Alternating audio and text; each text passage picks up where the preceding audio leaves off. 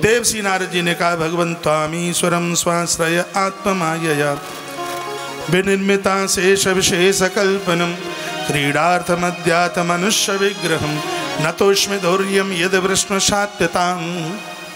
कहा, त्वाम ईश्वर आत्ममाया, आप ईश्वर हैं। सुनिए, बस मुझे 5 मिनट दे दो, 5 मिनट मेरी, 6वीं मिनट आपकी, 10। बिल्कुल, धन्यवाद। बिना पानी पिए बैठो हैं। हाँ। और वैसे भी आप जानते, भूखो ब्राह्मण सिर से कम नहीं हुई है। तो त्वामीश्वरम स्वाश्रय आत्ममाया विनिर्मिता शेष विशेष कल्पनम। प्रभु आप ईश्वर हैं, कौन नहीं जानता। आप माया का सहारा लेकर क्रीडार्थ मध्यात् मनुष्य विग्रम नतुष्म धौर्यम यदि विष्णु सात्यतम।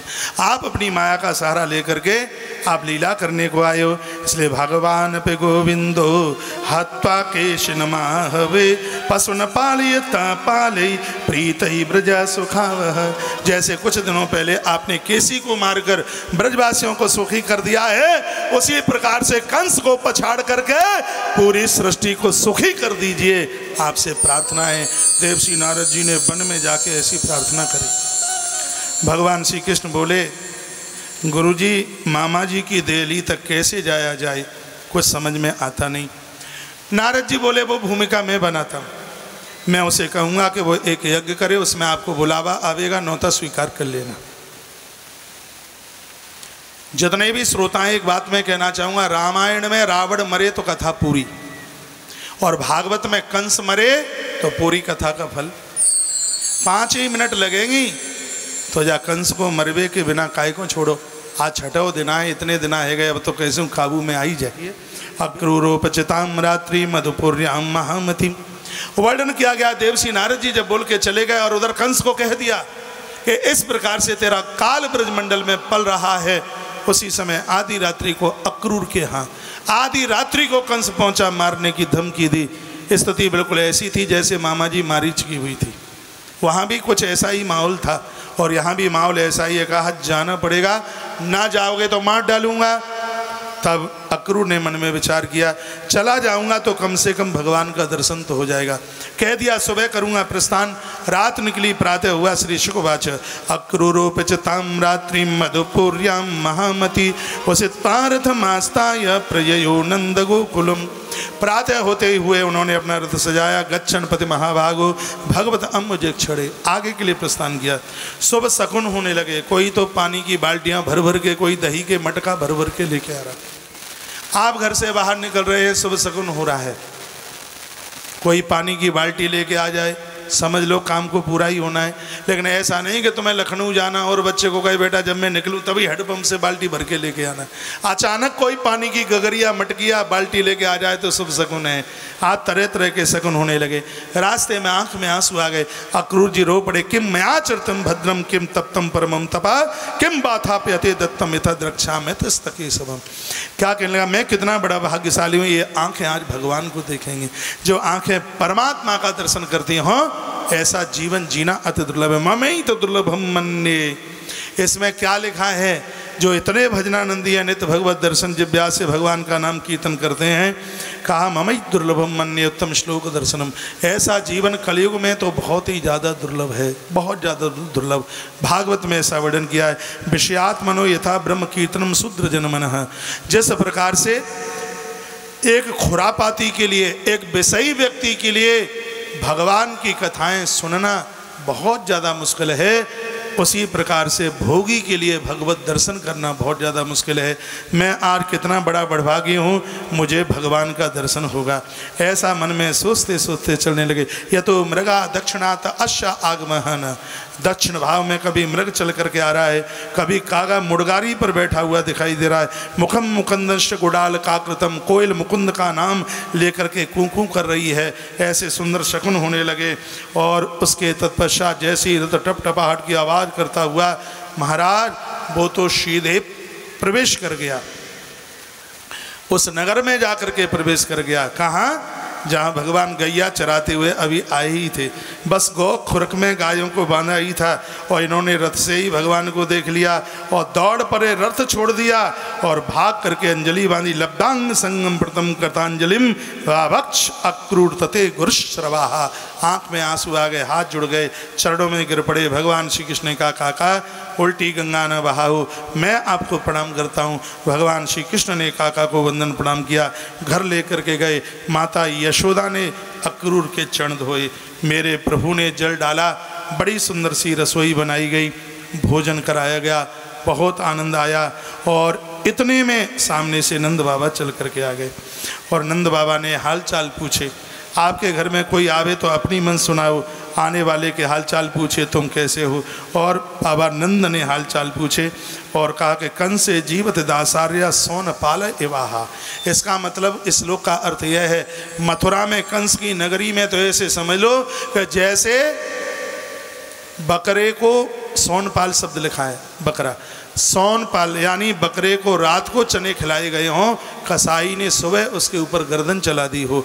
मथुरा के लोगों के लिए तो बस यही जिंदगी बच गई है, कल सुबह कौन मरेगा कंस की तलवार से ये बताया नहीं जा सकता। उस बेचारी देवकी ने क्या बिगाड़ा था जिसके सभी बच्चों को इस पापी ने मार डाला।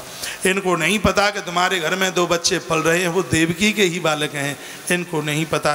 रात निकल गई, रात के समय में कृष्ण और अक्रूर अकेले में मिले तो भगवान श्री कृष्ण कहने लगे, क्या बताऊं काका जी, आज मामा हमारा इतना पराया हो गया, कंसे मातुल नामंगा स्वानम नस्तु प्रजा सुचा। बिल्कुल मामा की स्थिति तो स्वान भगवान ने कहा, स्वान जैसी स्थिति, रावण को भी स्वान कहा, इधर भगवान ने इसको भी स्वान कहा, स्वानिस्ताहनस्तन प्रजा सुचा। जिसने हमारे निरपराध माता पिता को कारागृह में डाल दिया, किम नुनः कुशलम प्रक्षे ये दमाने कुलामय। मैं अब तुमसे क्या अपने माँ बाप जी की कुशलता पूछूं, अब इसके पाप का घट बिल्कुल भर चुका है और इसके मृत्यु का समय आ चुका है। भगवान ऐसा बोले। रात निकल गई, प्रातः हो गया और अक्रूर जी ने कहा कि मैं तुम्हारे दोनों पुत्रों को तुम्हारे साथ लेने के लिए आया हूँ।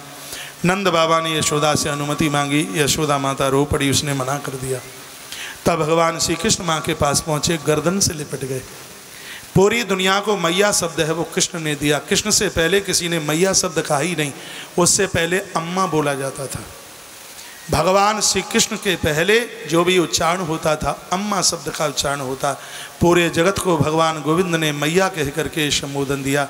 आज कंठ से लिपट गए और कहा, मेरी मैया, आज तक मैंने तुझसे कभी कुछ मांगा नहीं मैया, मैं तुझसे कुछ मांगने के लिए आया हूँ। अक्रूर काका आए हैं, अनुमति दे दे कि मैं कुछ दिनों के लिए मथुरा जाना चाहता हूँ, बहुत जल्दी चल के वापस आ जाऊँगा। मैया रोए परी, मैया की आंखों में आंसू आ गए और वो बोली, लाला कन्हैया, कहा बताऊँ, अभी तक तो मैं यही सोचती रही कि तू मेरा ही बेटा है, लेकिन आज मुझको ये पता चल गया कि तू मेरा बेटा नहीं, तो वसुदेव और देवकी की संतान है। जिस समय वो महात्मा गर्गाचार्य नाम रखवे के कार्य आए थे, बिन्ने तो कही वसुदेवात्मा आत्मा था, ये वसुदेव का पुत्र है, लेकिन मैंने उसका विश्वास नहीं किया। लेकिन आज मेरी आंखें खुल गईं। हे बेटा, यदि थोड़ो बहुत तेने मोको अपने माँ को दर्जो दयो हो, तो लूखल से बांध के मैंने तेरी पिटाई करी, वृक्ष तेरे ऊपर गिरे। ये बात अपनी मैया देव की समझाई के मत कहियो। शब्द सुनते ही हिलकी भरकर भगवान कृष्ण रो पड़े, मैया के कंठ से लिपट गए और कहने लगे, हे मैया, जो सुख जो आनंद मोको जा देहली पर मिलो है, वो तो कहूँ ब्रह्मांड के नायक को भी वो सुख नहीं मिल सकता। हे माँ, मेरो हर नाम जाई देहली पर रखो गयो है, लोग मोको जाई नाम सो समझेंगे।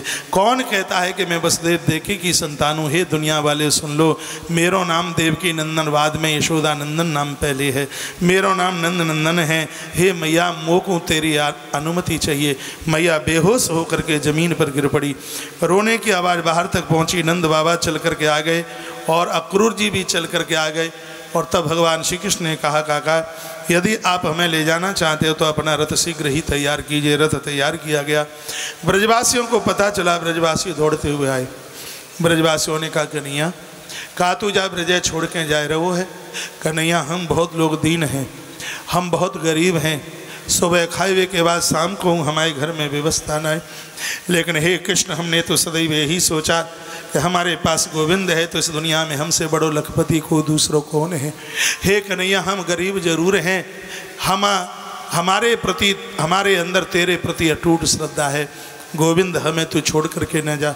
उन दिनों को हम कैसे भूल जाएं, एक दिन तेरे पाँव में कांटो लग गो। हमने कही कन्हैया, हम तो गरीब ग्वारियन के बेटा हैं, तू तो नंद को लाल है, ताके घर में 9 लाख गैया है, अमीर परिवार को बेटा है। तू जूती चप्पल काय ना पहने, क्षण पादुका काय ना पहने। तेरी आंख में आंसू आ गए। तूने कही कि मेरे गरीब ग्वारियन के पाँव में क्षण पादुका नहीं होंगी। मैं नंद बाबा की सौगंध खा करके कहता हूँ, तब तक मैं भी अपने पाँवों में क्षण पादुका स्वीकार नहीं करूँगा। 11 वर्ष तक भगवान श्री कृष्ण ने ब्रजमंडल में क्षण पादुका नहीं पहनी। आज ब्रजवासी उन्हीं बातों को याद कर करके रुदन कर रहे हैं। कहते हैं, लाला भैया हमें छोड़ के मन जा, हम गरीब हैं, लेकिन हम जानते हैं कि हम गरीब की कड़ी तो को बहुत ज़्यादा प्रिय लगी है, ये हम जानते हैं। हे लाला, हमें छोड़ के न जा। ब्रजवासियों की आंख में इतने आंसू आ गए। कृष्ण बोले, अपनी अपनी माताओं से अनुमति लेकर के आओ। ब्रजवासी दौड़े अपने अपने घरन के प्रति। गोपियों को पता चला और वह दौड़ती हुई आई और दूर से ही चिल्लाती कहने लगी, अहो विधाता स्तमन कुछ दया सयुज में प्रणेन देना। अरे विधाता ब्रह्मा, तुझे दया नहीं आई। जिस दिन तूने स्त्री जाति को बनाया उस दिन तूने बहुत बड़ा अपराध किया। हमारे लिए इतनी मर्यादाएं हे शंकर तुमने बना दी। घर से बाहर मत जाना। आदमी 10 दिन बाहर रह करके आ जाए उसे कोई कुछ नहीं कहता, और हम एक रात घर से बाहर चली जाएं हमारे ऊपर उंगलियां उठाई जाती हैं। क्या तेरा यही नियम है? क्या तेरी यही क्षमता है? हे विधाता ब्रह्मा, तू पक्षपाती है, इसलिए तो इस धरती पर तेरी पूजा नहीं होती। हे ब्रह्मा, हमें लगता है कि तू ही इस धरती पर ये क्रूर बन के आ गया है। कौन कहता है कि अक्रूर है? हमें लग रहा है कि तू क्रूर है। इसलिए ना मई रुदंती ना मुदते सवत्रिय था अक्रूर ना दिया मासा तुम मेत्रा में दुको रथम। भगवान सुखदेव सावधान करते हैं, परीक्षित, वह स्त्रियां बहुत जोर जोर से रुदन कर रही थी और कोस रही थी अक्रूर को। कहते हैं, अक्रूर, एक बार यह तो बताता जा, कौन सी माता भोली भाली सीधी सादी थी जिसने तेरा नाम अक्रूर रख दिया? इतने में गोपियां दौड़ करके रथ के सन्मुख पहुंच गई और रो रो करके कहने लगी, हे नंद नंदन, हे श्याम सुंदर, हे कृष्ण, हमें आज पता लगा है कि तुम बहुत बड़े निर्मोही हो। उस दिन हमें पता चल जाता कि तुम इतने बड़े निर्मोही हो, हम तुम्हारे साथ कभी प्रीति नहीं जोड़ते। हे कृष्ण, एक बार तो यह बता दो, हम पूरी पूरी रात देहली पर खड़ी रही, घर के लोगों ने हमारे लिए कपाट नहीं खोला। हे प्रभु, हमने आपको रास पंचाध्यायी में बोला है, विषयास्तव पाद मूलम, हमारे जीवन में किसी भी प्रकार का विषय भोग नहीं है। कृष्ण, तुम हमें छोड़ करके जा रहे हो तो इस मृत शरीर में अंतिम संस्कार करके तो जाओ। हे गोविंद, तुम्हारे बिना ये गोपियां जीवित नहीं बचेंगी। सुखदेव स्वामी कहते हैं, परीक्षित, ये गोपियां परम योगिनी हैं, इनको समझने के लिए, समझने के लिए कृष्ण की कृपा चाहिए। भगवान कृष्ण की कृपा के बिना इन गोपियों को कोई समझ नहीं सकता। ये गोपियां हाड़ मास की स्त्री नहीं, राम राज्य की त्रेता काल के वो महात्मा जिन्होंने भगवान को कहा था, प्रभु स्त्री बन करके हम तुम्हारी सेवा करना चाहते हैं। भगवान ने कहा, एक नारी व्रत का सर्वश्रेष्ठ मैं अनुष्ठान कर रहा हूँ, संभव नहीं हो पाएगा। द्वापर में मैं कृष्ण बन करके आऊँगा और उस समय इस वनवास के जितने भी महात्मा हैं वो सब ब्रजमंडल की गोपियों के रूप में आकर के प्राकृता होगी। तो त्रेता के वही महात्मा यहाँ पर गोपी के रूप में चल करके आए, इसलिए गोपियों के ऊपर कभी भी भूल करके परीक्षित कोई भी उंगली न उठावे। गोपी तपोनिष्ठेन हैं, गोपियाँ तो परम योगिनियाँ हैं। ईश्वर के साथ कितना स्नेह प्रेम होना चाहिए, यह लोगों को गोपियों से पूछ लेना चाहिए। गोपियों की आंख में आंसू थे। कृष्ण रथ से नीचे उतर के आए, एक एक गोपी को खड़ा किया, राधे को देखकर कृष्ण की आंखें भर आईं और अपना पीताम्बर दे दिया और कहा, देवी मैं अवश्य में वापस आऊँगा, आज मेरे कुछ काम बकाए बचे हैं। इतने में परमात्मा का रथ आगे चला। अक्रूर के मन में ये बात आ गई कि ईश्वर नहीं हो सकता जो स्त्रियां कभी नहाती भी ना हो, और उनके लिए इतना रो रहा था। प्रभु ने सोचा, काका तुम मुझे नहीं समझते, क्योंकि लोग तो चमत्कार को प्रणाम करते हैं। जैसे अक्रूर जी ने यमुना में स्नान किया तो सहस्र से समदेवम सहस्रा फड़मौलिनाम नीलाम्बरम विश्वशतम श्रृंगे श्वेतमेव स्थितम, उसी समय यमुना के जल के अंदर नीले वस्त्र पहने बलराम जी को और भगवान श्री कृष्ण को, दोनों को हजारों भुजाओं के साथ और हजारों मस्तकों के साथ देखा, चरणों में गिर पड़े। उसी समय कहा, प्रभु अक्रूर कहते हैं हमें क्षमा कर दो, हम आपको समझ नहीं पाए। न तोष्मि हम त्वाखिल हेतु हेतुम नारायणम पूर्णमाद्यमभ्यम यन्ना विजाता दरविंद कोशाद ब्रह्मा विरासीदत एष लोक भूस्तोयम अग्नि पवन खमादिर महानजादिर्मन इंद्रियाणि सर्वेन्द्रियाथा विबुधाय सर्वे यहेतवस्ते जगतो विभूता। धरती आकाश जल अग्नि और वायु सबको बनाने वाले आप हैं, आप नारायण हैं, क्योंकि संसार के कण कण में आपकी व्यापकता है। मैं अक्रूर आपको वंदन प्रणाम करता हूँ, प्रभु मुझे क्षमा कर दीजिए।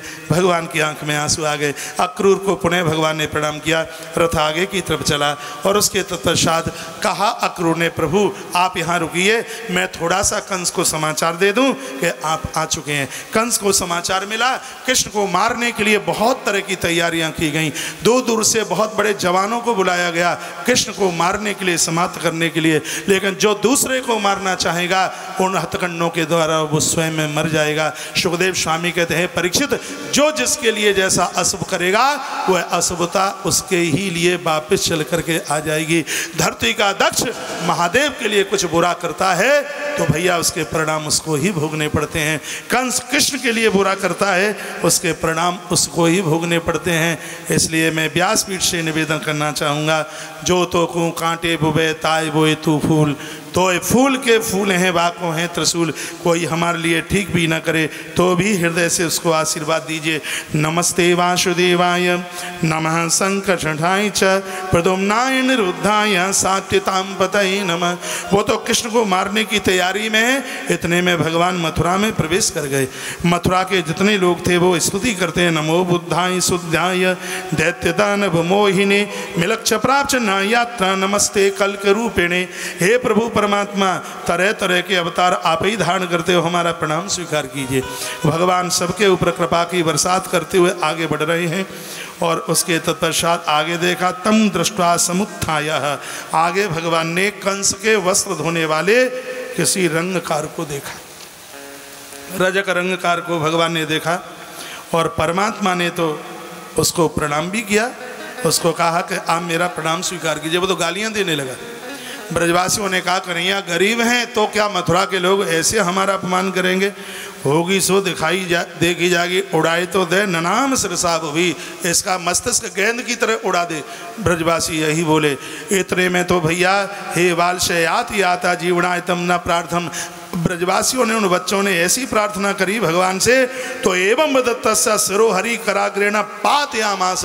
भगवान ने बाएं हाथ से इसकी कनपटी पर इतनी जोर से मुष्टिक का योग प्रहार किया, इसकी देह से ज्योत निकली, भगवान में विलीन हो गई और संग के जितने थे वो सब भी थैला बटोला सब छोड़ छाड़ करके भाग गए। ब्रजवासियों ने वस्त्र उठा उठा करके पहने। अब कपड़ा तो इतने लंबे चौड़े भैया, कपड़ा नहीं टेंट हाउस जैसा दिखाई दे। आगे एक दर्जी के यहाँ पर पहुँचे और कपड़ों को पूरा बराबर का कराया। तत्पश्चात उन वस्त्रों को पहनकर आगे चले। एक सुदाम नाम के माली ने सबके गले में एक एक माला पहना दी। बड़ा अच्छा लग रहा था। ब्रजवासियों ने कहा, लला सगरी व्यवस्था मलू कह गई, न का थूतरो सुनो है, न का माथो लिप जातो तो बहुत अच्छा हो। तो का कहो न कजा में चंदन की व्यवस्था है जाती। चंदनम महत पुण्यम सर्व पाप प्रणाशनम, चंदन रोज लगाया करो, चंदन लगाने से पाप जल करके राख होते हैं, हमारे ग्रंथों में ऐसा लिखा हुआ है। तत्पश्चात आगे चले का सगरी व्यवस्था है जागी। आगे चले तो क्या देखा, अथ व्रजन राज पथे न माधव श्रियाग्रहीतांग विलेप भाजनम विलोक्य कुब्जाम युवतीम वराननम पप्रक्षयांति प्रसने रस प्रदाह। 3 जगह से टेढ़ी त्रिभंगी औरत जा रही है। भगवान कहते हैं सुंदरी, तो इसको लगा ये कौन है, मुझे सुंदरी कहता है। पीछे मुड़ करके देखा, सोचा ओ हो कितना सुंदर है, मेरी तो कोई शकल भी देखना नहीं चाहता था, इसने मुझे सुंदरी कहा। कौन स्त्री है वो? उसका नाम है कुब्जा। इस कुब्जा के साथ में भगवान ने विवाह किया। कृष्ण ने इसके साथ पाणी ग्रहण किया। ये कुब्जा कौन है? ये कुब्जा इंद्र की सभा में नयनतारा नाम की अप्सरा थी। बहुत ध्यान से सुनिएगा, यह कुब्जा पद्म पुराण की कथा है। ये कुब्जा इंद्र की सभा में नयनतारा नाम की अप्सरा थी। एक बार इसने मुमुचु नाम के महात्मा का अपराध कर दिया। सुनिए, उन्होंने इसको श्राप दे दिया है, निशाचरी मेरा श्राप है कि मृत्यु लोक में तू घोर राक्षसी बन जा। वही नयनतारा नाम की अप्सरा साधु का अपराध करती हुई विश्वश्रवा की बेटी और केससी की पुत्री बन करके आई और उसका नाम शूर्पणखा हुआ। राम राज्य में सब चौपट कराने की तत्पश्चात लक्ष्मण हो धर्म के नेगी, जब वो सीता माता अग्नि देवता ने ला करके दे दी, उस समय शूर्पणखा राम जी के पास आई और राम जी को कहने लगी मेरा उद्धार कैसे होगा। भगवान ने इस शूर्पणखा को बोला कि पुष्कर जा और वहां जाकर के तप कर। राम के कहने से ये दो देवियां पुष्कर गईं, एक तो छाया से सीता बनाई थी वो, और एक ये शूर्पणखा जो छाया से सीता बनाई, उसने तप किया महादेव का। शंकर प्रसन्न हुए, का वरदान मांग, 5 बार कहा पति पति पति और पति चाहिए। वही छाया वाली जानकी द्वापर में राजा द्रौपद के यज्ञ से प्रकट हो गई, इसलिए उसका नाम द्रौपदी हुआ। ये कथा ब्रह्मवैवर्त पुराण में है। शूर्पणखा की जो कथा है वो पद्म पुराण में है। भगवान ने इसको कहा कि शिव कल्याण करेंगे, पुष्कर में जाकर के तप कर। इसने जाके तपस्या करी, भगवान शंकर प्रकट हुए। भगवान भोलेनाथ ने कहा वरदान मांग। शूर्पणखा कहने लगी कि मैंने उस तपस्वी को बहुत चाहा पति रूप में, वह मुझे मिले नहीं, उनसे मुलाकात हो, कृपा करें। शंकर जी ने कहा वो द्वापर में कृष्ण के रूप में आकर के प्रकट होंगे, तो भी मथुरा में जाकर के तेरा जन्म होगा, उस समय तेरा नाम कुब्जा होगा और भगवान श्री कृष्ण कंस के मर्दन के लिए आते हुए सबसे पहले तुझे मिलेंगे, और जैसे ही उनका हाथ तेरे सिर के ऊपर पड़ेगा उसी समय तो इस जीवन से मुक्त होती हुई इंद्र की सभा की तरफ चली जाएगी। आज ये वही हुआ।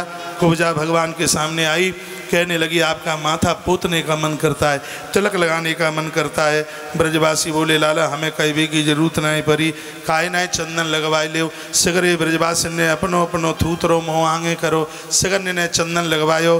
भगवान ने इसकी ठोड़ी के नीचे, गुल्फ के नीचे एक झटका लगाया, कुब्जा एकदम बिल्कुल सीधी हो गई। और जब तक झटका लगते भी नहीं जीव सीधा होता भी कहाँ है। भगवान का स्पर्श पा करके परमात्मा की परिक्रमा करती हुई स्वयं नयन तारा अप्सरा बन करके देवराज इंद्र की सभा में चली गई। भगवान ने इसका कल्याण कर दिया। ये कथाएं तमाम प्रकार के ऐसे ग्रंथों में, ये सब कथाएं मैंने गंगा जल लेकर के सौगंध खाई है। और आज हनुमान जयंती है, ये मैं बिल्कुल सत्यता के साथ बोल रहा हूँ। जब तक जिंदा रहूँगा इस धरती पर कथा का गायन करूँगा, तब तक बिना प्रमाण की कोई भी कथा व्यासपीठ से नहीं कहूँगा। ये मैंने संकल्प लिया इस बात का। जिसका कोई प्रमाण नहीं मिलेगा, चाहे वो कितना भी बढ़िया चुटकुला हो, चाहे कितना भी दृष्टांत हो, कितना भी बड़ा किस्सा हो, यदि वो बात प्रमाणित नहीं होगी तो मैं भक्तों को कन्फ्यूज डालने के लिए कोई बात नहीं करूँगा। जिस ग्रंथ का मैं नाम यहाँ से लूँगा वो बात 1000% उसी ग्रंथ में लिखी हुई मिलेगी। ऐसा मैं इस ग्रंथ के ऊपर हाथ रख करके कह रहा हूँ। प्रमाणित बात मुझसे थोतली बातें बिल्कुल भी नहीं आती। तो ये आपने जो शूर्पणखा का आगे का जन्म और पीछे का जन्म सुना, ये पद्म पुराण की इतनी अद्भुत कथा है। 55,000 श्लोक हैं, इतना मीठा शहद से भी मीठा कथानक है उसमें। दास को वो भी कथा कहने का सौभाग्य प्राप्त हुआ। तत्पश्चात भगवान आगे की तरफ चले तो आगे क्या हुआ, कुबलेया पीड़ नाम का हाथी खड़ा हुआ था। भगवान ने कहा मामा से मिलना है, हटिए। तो महावत ने एक अंकुश मारा, हाथी चिंगाड़ने लगा। भगवान श्री कृष्ण ने उसी समय उसकी सूंड पकड़ी और घुमा करके इतनी जोर से यों फेंक दिया, कंस के दरबार में हाथी जाकर के गिरा। कंस डर गया, भयभीत हो गया कि अब मैं बच नहीं सकता, अब मैं क्या करूं। तत्पश्चात भगवान आगे चले तो 4 द्वारपाल खड़े हुए थे। प्रभु ने कहा हटिए, आगे जाना है। इन्होंने कहा नहीं जा सकते, क्योंकि धनुषो भज्यमानस्य, सबसे पहले भंजनम चाह धनुष, तुम्हें यह धनुष तोड़ना पड़ेगा। जब तक धनुष न तोड़ोगे आगे नहीं जाओगे। तो बलराम ने कहा लाला ये धनुष वनुष तोड़ना तो पुराने अभ्यास है, दिखाई दे हाथ। इतने में भगवान श्री कृष्ण ने धनुष को अपने कलाइयों में संभालते हुए एक हाथ से ऊपर लेकर के गए। जैसे ही प्रत्यंचा खींची, शब्द खम रोदसी दिशा, आकाश चारों तरफ से गूंजने लगा। प्रत्यंचा खींची और धनुष तोड़ करके यों पटक दिया। अब कंस भयभीत हो गया, डर गया। कंस सोचने लगा कि अब नहीं मैं बच सकता। तो 4 चमचे कंस के पास खड़े थे, जो बराबर चमचे, पूरी चमचिया नहीं थी, पूरी चमचा, पूरे के पूरे चापलूसी करने वाले, उनके नाम लिखे हैं इसमें। वो वहीं थे। कंसस्तु सव्रतुम मातई राजमंच उपाश्रिता मल्लासुलकताम दृप्तासोपध्याय समागता। कौन कौन से थे? चाडूरो मुष्टका कूटा शूलस्तोसल एवचः। एक का नाम है चाडूर, एक का नाम है मुष्टिक, एक का नाम है कूट और एक का नाम है तोसल। ये इसके जिनके ऊपर बड़ी ये बहादुरी रखता था, वो 4-5 सामने खड़े थे। कहा हमें आप बोल दो, मेरे को चटनी बना देंगे रिगड़ करके, हमें बोलिए तो सही। सो दरवाजे पर जाकर मुष्टिक चाडूर खड़े हो गए और जैसे ही कृष्ण बलराम पहुँचे इन्होंने रास्ता रोक दिया कि नहीं जा सकते अंदर। भगवान ने कहा मामा से मिलना, हट जाइए। बोलते हैं पहले हमारे साथ युद्ध करो, उसके बाद आगे जा पाओगे। बलराम जी तो अखाड़ा चाहते ही थे, पहलवान थे बहुत बड़े। हाँ, आज भी ब्रज में बलराम अखाड़े के नाम से तो कई अखाड़े हैं। बलराम जी ने कहा रोंगटा कट आ रहा है, होगी सो देखी जाएगी। सो दोनों के दोनों भाई युद्ध में आकर के डट गए। लिखा है परमात्मा की शकल बैठे हुए लोगों ने जिस भाव से देखी, भोजपते मृत्युंबर्णा नाम, इस भोजपति कंस ने मौत के रूप में भगवान को देख लिया, माताओं ने पुत्र के रूप में, और वहाँ कुछ महापुरुष बैठे थे, उन्होंने कृष्ण को परमात्मा के रूप में देखा। जिनकी रही भावना जैसी वही बात, उनको ईश्वर वैसे ही दिखाई दे रहा था।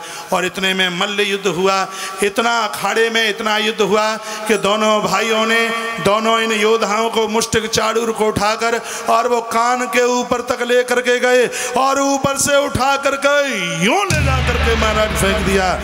गिरते ही उनकी दम निकल गई। मल्ला नाम सुनाम नरवरा स्त्री नाम स्मरो मूर्तिमान गोपा नाम सुजनो सदाम छितभुजाम शास्ता स्वपित्रो शिशु।